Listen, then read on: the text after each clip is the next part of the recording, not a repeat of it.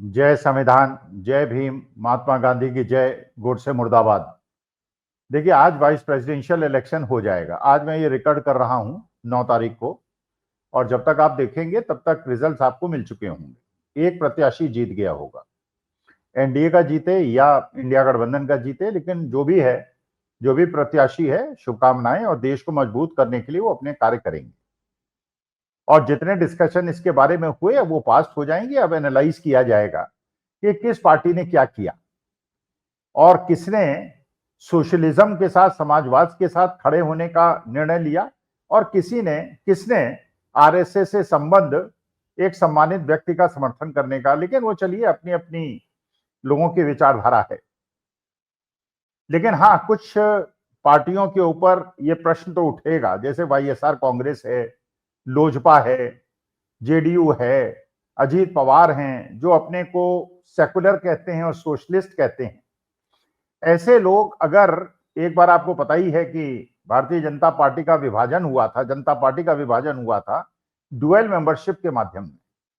लोगों ने यह कहा था, जो सोशलिस्टिक बैकग्राउंड के लोग थे, उन्होंने कहा था कि या तो आरएसएस की सदस्यता रखिए या आप पार्टी की सदस्यता रखिए, और उसके आधार पे विभाजन हुआ था। और ये सैद्धांतिक बात है, और ये सैद्धांतिक बात है कि या तो आप सोशलिज्म के साथ चल सकते हैं या राष्ट्रीय स्वयंसेवक संघ की जो ब्राह्मणवादी विचारधारा है उसके साथ चल सकते हैं। लेकिन चलिए, मैं बहुत ज्यादा इसके अब अंदर नहीं घुसना चाहता, क्योंकि ये तो रिजल्ट आ चुकेगा और उसके बाद अपना अपना विश्लेषण करेंगे, और नए जो भी उपराष्ट्रपति आएंगे मैं उन्हें शुभकामनाएं देता हूं। जो असली मुद्दा है, जिससे मैं बहुत ज्यादा चिंतित हूं और अपने भारत माता के लिए चिंतित हूं, अपने देश के लिए चिंतित हूं, वो ये देखिए, अगर आपके पड़ोस में बहुत ज्यादा परेशानी हो तो कभी ना कभी उसका असर आपके ऊपर पड़ सकता है। जैसे अगर आपके पड़ोस का हर व्यक्ति दुखी हो तो वो दुख की जो हवाएं हैं वो आपके घर में भी पहुंचेंगी। तो हमेशा ये चाहा जाता है कि समाज जो है वो प्रसन्न रहे, न केवल हम प्रसन्न रहें बल्कि हमारे अड़ोस पड़ोस, हमारे समाज के लोग भी प्रसन्न रहें। लेकिन जिस प्रकार की सूचनाएं मिल रही हैं और जो बड़ी भयावह हैं, और मैं भारत माता की एकता, अखंडता, और इसका जो हमारे पूर्वजों ने, पुरखों ने इसके लिए त्याग दिया है, इसको स्वतंत्र कराने के लिए, चाहे वो इंडियन नेशनल कांग्रेस हो, चाहे वो आजाद हिंद फौज हो, चाहे वो हमारे देश के क्रांतिकारी हों, जिन्होंने 9-9, 10-10 साल जेल में रहे, अपने प्राण त्यागे, फांसी के फंदे पे चढ़े। लेकिन जो पड़ोस में हो रहा है वो मुझे चिंतित कर रहा है, और फिर मैं भगवान से प्रार्थना करता हूं मेरे देश में कृपा बनाए रखना और ऐसा न हो। लेकिन हमें सतर्क होने की आवश्यकता है। देखिए, सबसे पहले आप श्रीलंका का एग्जाम्पल लीजिए, जो आपके साउथ में है। श्रीलंका के अंदर एक ऐसी सरकार आई थी जिसका राष्ट्रपति जो था वो आर्मी बैकग्राउंड का था, और उसने राष्ट्र भावना को बहुत ज्यादा प्रबल कर दिया था। और आप जानते हैं वहां पे सिंगली पॉपुलेशन जो है वो 80% है, और बाकी मुस्लिम, हिंदू, क्रिश्चियंस बहुत कम है। तो वहां सिंगली भावनाओं को भड़का के उन्होंने अपनी शासन को मजबूत किया था, और उस शासन के राष्ट्र धर्म और राष्ट्रीयता के नाम पर उन्होंने बड़े बड़े पूंजीपतियों का लाभ किया था और अपना भी लाभ किया था। करोड़ों की संपत्ति जमा कर ली थी तत्कालीन राष्ट्रपति श्रीलंका के।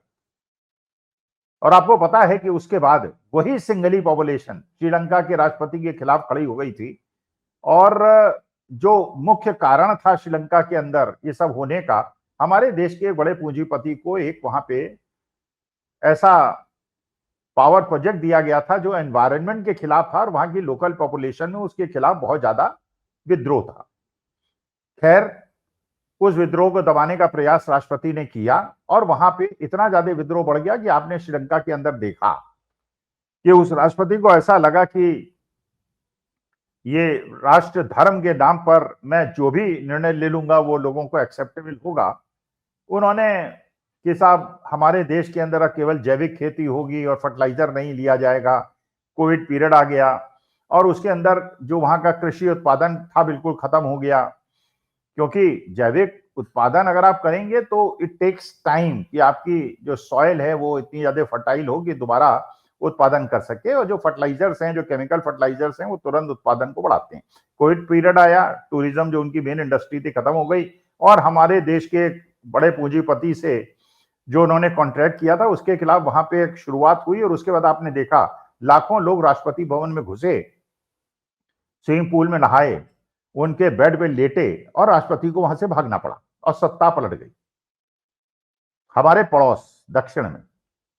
उसके बाद आपने देखा हमारे पूरब में बांग्लादेश, वो बांग्लादेश जिसको भारत ने बनवाया था, इंदिरा जी ने बनवाया था, पाकिस्तान को 2 टुकड़े करके बनाया था, और पाकिस्तान और बांग्लादेश एक दूसरे के खिलाफ खड़े हो गए थे। लेकिन वहां भी उसी प्रकार की घटना घटी। वहां की जो शेख हसीना प्रधानमंत्री बनी, उन्होंने भी लोकतांत्रिक मूल्यों को छोड़कर तानाशाही की प्रवृत्ति को अपनाया, और उसी उद्योगपति को, जो हमारे देश के उद्योगपति हैं जिनकी वजह से श्रीलंका की सरकार गिरी थी, उनका भी एक पावर प्रोजेक्ट वहां पे बना, और उसमें जो एग्रीमेंट हुआ उसके हिसाब से जो प्राइस रखा गया बिजली का, वो इतना ज्यादा रखा गया कि बांग्लादेश के अंदर उसके खिलाफ विद्रोह हो गया। प्रोजेक्ट तो हमारे झारखंड के अंदर लगा, पॉल्यूशन हमारे झारखंड के अंदर हुआ, जंगल हमारे झारखंड के अंदर कटे, फायदा उस उद्योगपति को हुआ, और बिजली बांग्लादेश को मिली, और ज्यादा दाम पे मिली, जिसे बांग्लादेश के लोग परेशान थे कि वहां पे वैसे ही बिजली की कोई कमी नहीं थी, तो वहां इस प्रकार का एग्रीमेंट क्यों किया गया। वहां भी विद्रोह हुआ, लेकिन लोगों ने तानाशाही के खिलाफ विद्रोह किया, जबकि शेख हसीना के जमाने में बांग्लादेश का विकास तो हुआ था, लेकिन वो लोकतंत्र और तानाशाही के, लोकतंत्र के समर्थन में और तानाशाही के विरोध में जनता उसी प्रकार से उमड़ी जैसे श्रीलंका में उमड़ी थी, और सड़कों पे आ गई, और वही सारा तांडव हुआ जो आपने वहां देखा था। शेख हसीना को बांग्लादेश छोड़ के भागना पड़ा, विश्व के किसी देश ने उनको शरण नहीं दी, लेकिन हमारे देश के अंदर क्योंकि वो कॉन्ट्रैक्ट का मसला था, तो हमारे देश के अंदर शेख हसीना को शरण मिली, और आज वो बांग्लादेश जो पाकिस्तान का धुर विरोधी था, पाकिस्तान के साथ खड़ा है और भारत का धुर विरोधी हो गया है। तो भारत 3 तरफ से घिर गया है, चीन, पाकिस्तान और बांग्लादेश से। तो बिल्कुल श्रीलंका की कहानी रिपीट हुई बांग्लादेश में। अब उसके बाद आते हैं तीसरे राज्य में जो हमारे नॉर्थ में है, अब बिहार से सटा हुआ है, नेपाल। नेपाल, मानी बात है कि जैसे हमारे देश में हिंदू पॉपुलेशन मैक्सिमम है, नेपाल में भी है, वो भी एक प्रकार से हिंदू राष्ट्र है, और वहां भी जो सरकार आई, वो सरकार ने भी तानाशाही प्रवृत्ति को अपनाते हुए, लोकतांत्रिक मूल्यों का हनन करते हुए सोशल मीडिया पे बैन कर दिया। सोशल मीडिया में बैन करने का मतलब यूट्यूब लोग नहीं देख पाएंगे, एक्स नहीं देख पाएंगे, फेसबुक नहीं देख पाएंगे। और आप जानते हैं कि भारतवर्ष के अंदर या विश्व के किसी भी देश के अंदर आज के तारीख में जो नई पीढ़ी है, वो इतनी ज्यादा आईटी सेवी हो गई है कि वो इतनी ज्यादा अभ्यस्त हो गई है, और उस सोशल मीडिया के कुछ फायदे हैं, कुछ नुकसान हैं, लेकिन इतना ज्यादा वो उनके रक्त के अंदर मिश्रित हो गई है कि उससे ये कल्पना करना भारत के अंदर कि सोशल मीडिया को दबा देंगे और केवल गोदी मीडिया प्रचार प्रसार करेगा, सरकार की वाहवाही करेगा और सोशल मीडिया को बंदिश लगा देंगे, तो ना ये संभव श्रीलंका में था, ना बांग्लादेश में था, और ना ये नेपाल में था। और जैसे ही ये सोशल मीडिया पे बैन लगाया गया, तो वहां पे जो यंग बच्चे थे, बच्चे, मैं युवा भी नहीं कह रहा हूं, बच्चे 18 से 22-23 साल के बच्चे, लाखों करोड़ों की संख्या सड़क पे उमड़ पड़े। और पहले तो शुरुआत हुई थी सोशल मीडिया के बैन के अगेंस्ट, लेकिन वो बाद में परिवर्तित हो गई करप्शन के अगेंस्ट। बिल्कुल उसी प्रकार के दृश्य जैसे आपने श्रीलंका में देखे, बांग्लादेश में देखे, वैसे ही दृश्य आपको नेपाल में देखने को मिले। लाखों बच्चे सड़क पे आ गए, उन्होंने संसद भवन के अंदर गेट तोड़ डाले और वहां पे कई गेट के सामने आग लगा दी, और 48 घंटे के अंदर सरकार ने जो सोशल मीडिया पे बैन लगाया था उसको हटाना पड़ा, और वहां के जो प्रधानमंत्री थे उनको देश छोड़ के भागना पड़ा और त्यागपत्र देना पड़ा। तो मैं किस बात से चिंतित हूं? देखिए, मैं ये चाहता हूं मेरे देश के अंदर गांधीवादी तरीके से जो अहिंसात्मक आंदोलन होता है, और सरकार से भी मैं अपेक्षा करता हूं कि गांधीवादी अहिंसात्मक आंदोलन का दमन करने का प्रयास न करें, जैसा कि श्रीलंका में हुआ, बांग्लादेश में हुआ, नेपाल के अंदर हुआ। क्योंकि देश हमारा बड़ा तो है, हमारे यहाँ कल्चरल डिफरेंसेस तो बहुत ज्यादा हैं, लेकिन इन कल्चरल डिफरेंसेस को समेट के रखना और एक शक्ति के रूप में प्रयोग करना एक बहुत बड़ा चैलेंज है। यहाँ डिवाइड अगर आप करेंगे देश को साउथ नॉर्थ में, हिंदू मुसलमान में, तो देश के एग्जिस्टेंस में खतरा बन सकता है। क्योंकि मैं देश के लिए चिंतित हूं, और जो मैं देख रहा हूं कि श्रीलंका के अंदर हुआ, बांग्लादेश के अंदर हुआ, नेपाल के अंदर हो रहा है, वो भगवान न करे मेरे देश के अंदर हो। तो हमारे देश के अंदर जो सत्ता में बैठे हुए लोग हैं और विपक्ष में बैठे हुए लोग हैं, उनसे मेरी हाथ जोड़ के प्रार्थना है, हमारे लोकतांत्रिक मूल्यों की, हमारे संवैधानिक मूल्यों की रक्षा करें। जो भी करें गांधीवादी तरीके से करें, अहिंसात्मक तरीके से करें। और सरकार का ये कर्तव्य है कि आज के तारीख में अगर पंजाब में, उत्तराखंड में, हिमाचल प्रदेश में, जम्मू एंड कश्मीर में बाढ़ आई हुई है, तो दिल खोल के उसके अंदर पैसा दें। इस समय कोई कंजूसी ना करें, अपने पे खर्चे कम कर दें, लोग अपना एक समय का खाना बंद कर दें, लेकिन इन संकट में जो हमारे प्रदेश हैं उनकी मदद करें।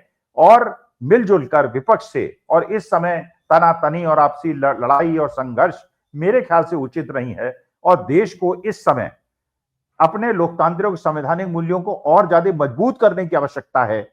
इलेक्शन कमीशन को भी समझना चाहिए कि अगर वो ऐसा मूल कारण बनती है जिसके वजह से देश के अंदर एक मूवमेंट खड़ा हो जाए, तो देश के लिए, देश की एकता अखंडता के लिए खतरा हो सकता है, जो नहीं होना चाहिए। मैं चिंतित हूं अपने देश के लिए, इसलिए हाथ जोड़ के प्रार्थना करता हूं सभी पक्षों से और देशवासियों के लिए कि मिलजुल कर एक दूसरे का आदर करते हुए, बिना किसी भेदभाव के, देश के 142 करोड़ लोगों को परिवार मानते हुए एकता और अखंडता के लिए काम करें। नमस्कार, धन्यवाद और प्रणाम।